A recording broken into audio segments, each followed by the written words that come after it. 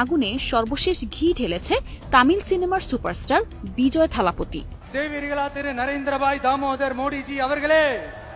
মোদির দাদাগিরির দিন এবার শেষের পথে এমন হুঁশিয়ারি এলো, তাও কোনো বিরোধী দলনেতার মুখ থেকে নয়, এলো তামিল সুপারস্টার থালাপতি বিজয়ের মুখ থেকে। রাজনীতির মঞ্চে পা রেখে যেভাবে তিনি মোদিকে ফ্যাসিস্ট আখ্যা দিলেন আর বিজেপিকে মতাদর্শিক শত্রু ঘোষণা করলেন, তাতে দক্ষিণ ভারতের রাজনীতিতে যেন নতুন ছক আঁকতে শুরু করেছে। সিনেমার পর্দা ছেড়ে বাস্তবের মঞ্চে থালাপতি বিজয় এখন মোদি বিরোধিতার এক নতুন পোস্টার।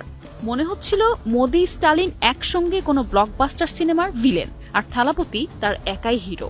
বক্তৃতায় যেন সংলাপের ঝড়, আক্রমণে মোদির দিল্লি আর স্টালিনের চেন্নাই, দুটোই কেঁপে উঠল শব্দ তাণ্ডবে। 2026 সালের বিধানসভা নির্বাচনকে সামনে রেখে এটি ছিল তার রাজনৈতিক মঞ্চে পূর্ণ মাত্রায় আত্মপ্রকাশের প্রস্তুতি।